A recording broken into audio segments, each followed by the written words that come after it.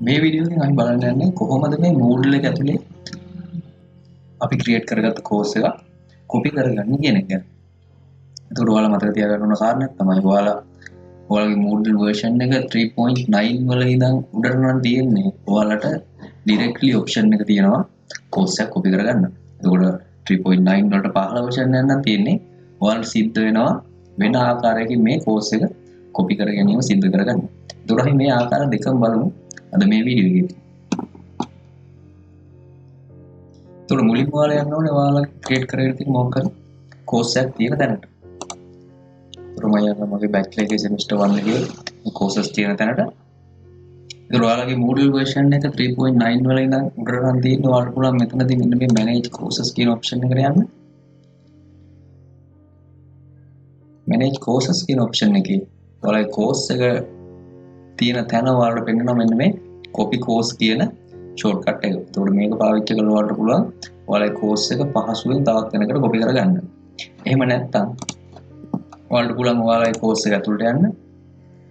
course එක ඇතුළට ගිහිල්ලා මෙතන මේ settings gear icon එකෙන් copy course කියන option එක පාවිච්චි කරන්න. ඒතකොට මෙන්න මේ copy course කියන option එක අපි click කරාට පස්සේ අපිට පුළුවන් ඒ අපි copy කරන course එකට අදාළ settings ටික මෙතනදී ඇතුළත් කරගන්න. ඒතර මුලින්ම අපි දෙන්න ඕනේ අපේ course එකට full name එක. ඒතර මේකට මම දෙන්නම් name එක.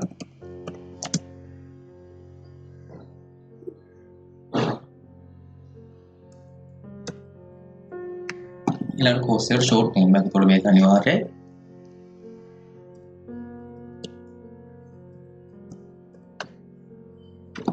ඊළඟට අපි මෙතනින් තෝරගන්න ඕනේ අපි course එක create කරන්න හදන category එක. ඒතකොට මම මේක create කරන්න මම ඉන්න same category එකේම. ඒතකොට මම ඉන්නේ bachelor කියන program එක ඇතුලේ year 1 එකේ semester 1 කියන එක ඇතුලේ. ඊළඟට මෙතනින් අපි set කරන්න ඕනේ course එකේ visibility එක. අපි course එක hide කරලා තියෙනවද? course එක show කරනවද කියන එක. ඊළඟට මෙතනින් අපි set කරන්න පුළුවන් course එක start කරන date එක. ඊළඟට ඔයාලට ඕන නම් මෙතනදී course එකට ID එකක් දෙන්න පුළුවන්. ඒක optional setting එක. ඊළඟට අපි මේ course එකට අර copy කරගන්න course එකේ ඉන්න student ලවත් enroll කරනවා නම් මෙන්න මේ student කියන option එක tick කරගන්න පුළුවන්. ඊළඟට මම copy and return කියන button එක click කරනවා. ඊළඟට ඔයාලට බලා ගන්න පුළුවන් අපි මේ copy කරපු course එක අපේ semester 1 කියන category එක ඇතුලේ create වෙලා තියෙනවා. එතකොට මේ අදාළ category එක ඇතුලේ ඔකට බලා ගන්න පුළුවන් ඒ course එක copy වෙන progress එක display වෙනවා. එතකොට මේ progress එක complete වෙන්න ටික වෙලාවක් යනවා. ඒ complete වුණාට පස්සේ ඔකට බලා ගන්න පුළුවන් ඔයාලා copy කරගත්ත course එක අපි දුන්න name එකත් එක්ක හරි create වෙනවා. දැන් අපි බලමු ඔයාලගේ Moodle version එක 3.9 වලට වඩා පහළ version එකක් නම් තියෙන්නේ. කොහොමද අපි මේ course එක copy කරගන්න එක සිද්ධ කරගන්නේ කියලා. ඒකෝර මම දැන් යන්නම් මගේ මේ course B112 කියන course එකට. ඒකෝර මෙතනදී අපි කරගන්න යන්නේ අපේ course එක මුලින්ම backup කරලා ඊළඟට මේ backup කරගත්ත backup file එක Moodle එකට import කරන එක. ඒකෝර ඒක තමයි අපිට අපේ version එක 3.9 වලට වඩා පහළ නම් තියෙන්නේ. course එක copy කරගන්න තියෙන පහසුම විදිය. ඒකෝර මෙතනදී මම යනවා මගේ settings gear icon එකට. මෙතන තියෙනවා backup කියන option එක. ඒතර මෙතන තෝරගන්න ඕන ඔයාලා මොනවාද backup කරන්න හදන දේවල් ටික කියන එක. එතකොට enroll කරලා ඉන්න usersලාත් backup කරනවා නම් ඔයාලට මේක tick කරගන්න පුළුවන්. මම ඒක දැනට untick කරගන්නවා.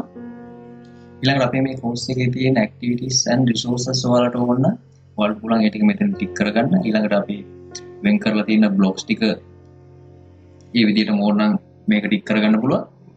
ඊළඟට අපේ course එකේ තියෙන files ටික ඕන නම් අපිට මේක tick කරගන්න පුළුවන්. ඊළඟට අපි apply කරලා තියෙන filters මොන හරි තියෙනවා නම් අපිට මේ ටික මෙතනින් තෝරගන්න පුළුවන්. මම මේක untick කරගන්නවා. ඊළඟට calendar events ටිකත් මම මෙතනින් untick කරගන්නවා. ඊළඟට ඔයාලගේ තියෙන MCQ මොනවා හරි question උත් එක්ක import කරගන්න ඕන නම් ඔයාලට මෙන්න මේ question bank කියන option එක select කරගන්න ඕන. මම මේක මෙතනින් untick කරගන්නවා. ඊළඟට ඔයාලගේ course එකේ තියෙන groupings මොන හරි ඕනේ නම් ඔයාලට මේක tick කරගන්න පුළුවන්. ඊළඟට course එකේ තියෙන competencies, custom fields, content bank content මේ දේවල් ටික ඔකට ඕන නම් select කරගන්න පුළුවන් නැත්නම් untick කරගෙන ඉදිරියට යන්න පුළුවන්. මම මේ ටික untick කරගන්නවා මොකද මම ප්‍රධාන වශයෙන් backup කරගන්න යන්නේ මගේ course එකේ තියෙන activities සහ blocks ටික. ඒ කියන්නේ මගේ course එකේ තියෙන structure එක.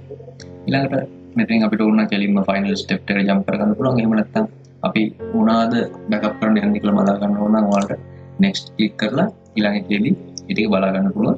ඒතකොට මෙතන පෙන්නනවා මොනවද අපේ backup එකට ඇතුළත් වෙන්නේ කියලා. අපේ course එකේ structure එකෙන් මොනවද backup එකට එන්නේ කියන කාරණා. ඊළඟට next කරමු. ඒතකොට මෙතනදී ඔකට දෙන්න පුළුවන් ඔයාලගේ backup file එකට නම. ඒතකොට මම මේක default name එක විදිහට මේ විදිහට තියන්න. ඔයාලට කැමති නමක් මෙතන backup file එකට දෙන්න පුළුවන්. ඊළඟට මෙතන පෙන්නනවා ඔයාලගේ backup එකට ඇතුළත් වෙන්නේ මොනවද ඇතුළත් වෙන්නේ නැත්තේ මොනවද කියන එක. ඊළඟට මෙතනදී අපිට පුළුවන් perform backup එක සිද්ධ කරගන්න. ඒක complete වුණාට පස්සේ ඔයාලට පුළුවන් මෙතනින් continue කරගන්න.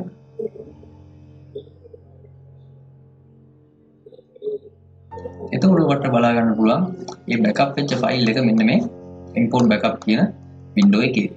එතකොට මෙතන තියෙනවා අපි backup කරගත්ත මේ backup file එක.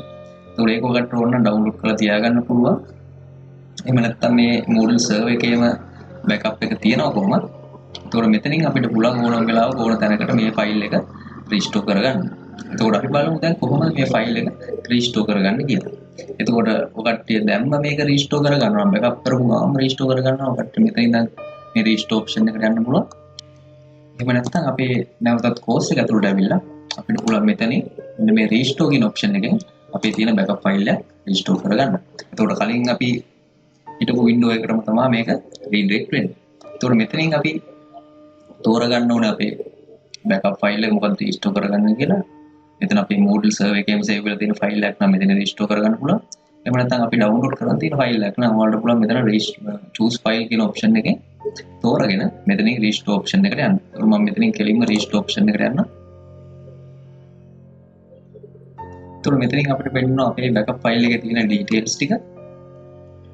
මෙතන පල්ලෙහාට බලලා මම continue කරන්න.